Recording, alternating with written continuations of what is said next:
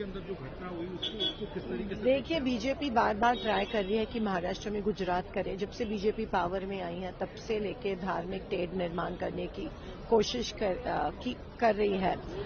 300 साल पहले का जो इशू है वो एक डाइवर्जन टैक्टिक है। महाराष्ट्र में इतने इश्यूज है, गृह मंत्रालय बिल्कुल फेल हुआ है।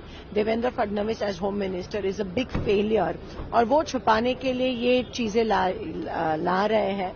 और जैसे बहुत कोशिशें की जाती है कि धार्मिक टेढ़ निर्माण हो, रायट्स हो महाराष्ट्र में, देश भर में। प्रधानमंत्री का भी भाषण इलेक्शन में धार्मिक टेढ़ निर्माण करने का होता है, बहुत कोशिश करता है, लेकिन महाराष्ट्र की जनता इनको सुनती नहीं है।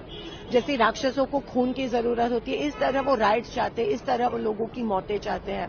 जबकि महाराष्ट्र में बदलापुर जैसे इंसिडेंट्स हो रहे हैं, संतोष देशमुख जैसे सरपंचों को मारा जा रहा है, महिलाओं को, दलितों के ऊपर अत्याचार हो रहा है, कल तक किसान आत्महत्या कर रहे हैं, इसके ऊपर बोलने नहीं जा रहे हैं। लेकिन डाइवर्जन टैक्टिक और महाराष्ट्र का जो सामाजिक संतुलन है बिगाड़ने की कोशिश ये कर रहे हैं। मैं महाराष्ट्र को आपके द्वारा अपील करती हूँ, ये शाहू फूले अंबेडकर शिवाजी महाराज का प्रदेश है और यहाँ पे लोगों को भड़काने की कोशिश मत कीजिए। महाराष्ट्र की परंपरा को बर्बाद करने की कोशिश देवेंद्र फडणवीस जी और बीजेपी सरकार मत कीजिए, मैं आपसे विनती करती हूँ। जबकि देश भर में और महाराष्ट्र में इतने सारे प्रॉब्लम्स होने के बावजूद उस पे हमारी जनता आपसे उत्तर मांग रही है, जवाब मांग रही है, और आप अटेंशन डाइवर्ट कर रहे हो।